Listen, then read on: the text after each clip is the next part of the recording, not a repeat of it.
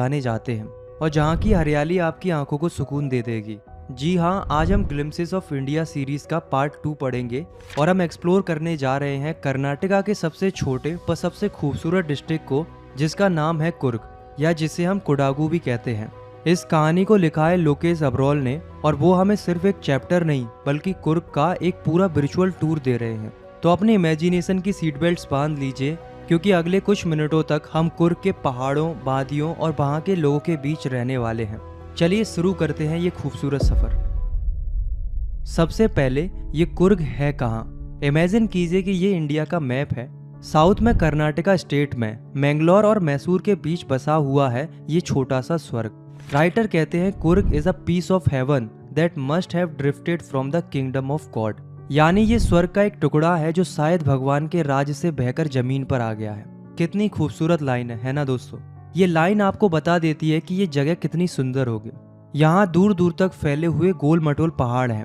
एक पहाड़ खत्म होता है तो दूसरा शुरू हो जाता है। और इन पहाड़ों पर क्या है? इन पहाड़ों पर है एवरग्रीन रेन फॉरेस्ट, ऐसे घने जंगल जो साल भर हरे भरे रहते हैं।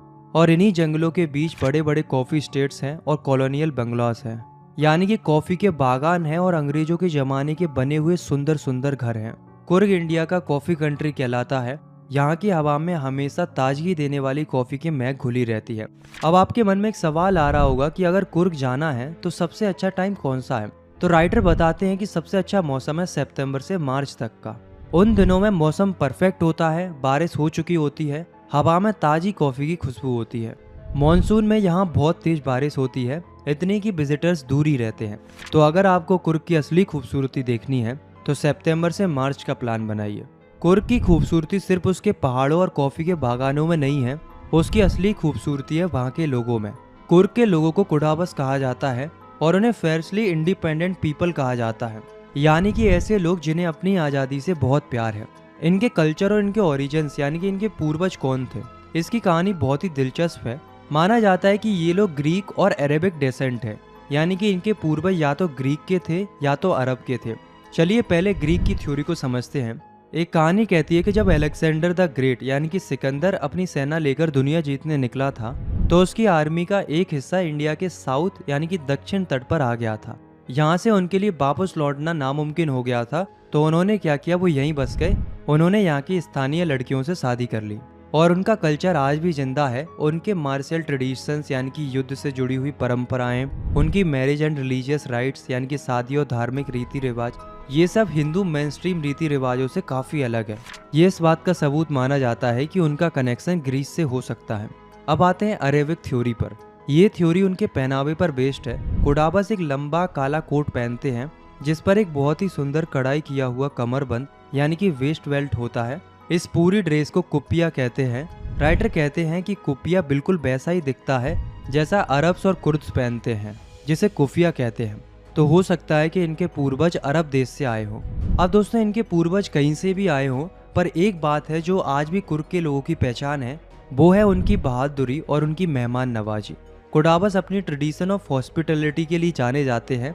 वो मेहमानों का स्वागत दिल खोलकर करते हैं और उन्हें अपने बातों और पिताओं की यानी कि बहादुरी के किस्से सुनाने में बहुत गर्व महसूस होता है। उनकी बहादुरी का सबसे बड़ा सबूत है the Coorg regiment of the Indian army. ये इंडियन आर्मी की सबसे डेकोरेटेड रेजिमेंट्स में से एक है।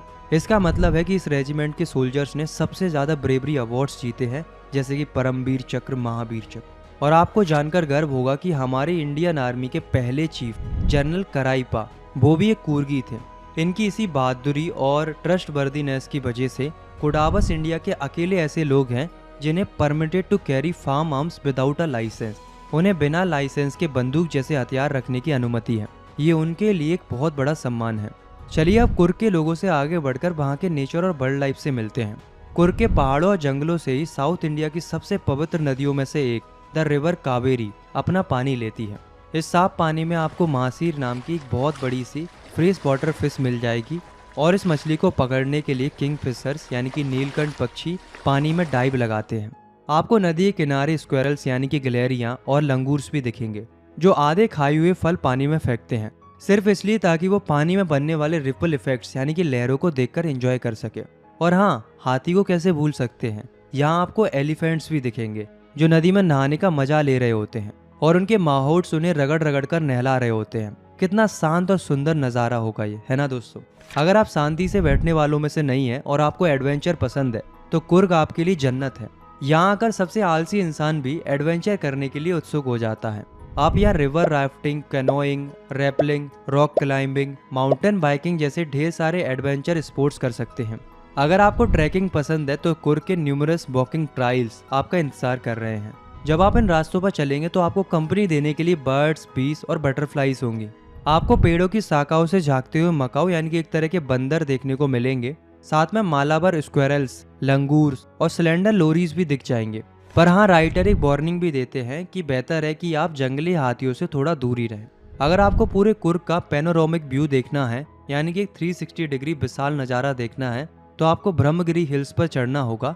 वहां से आपको कुर्ग का पूरा मिस्टी लैंडस्केप यानी कि कोहरे से ढका हुआ सुंदर नज़ारा दिखेगा।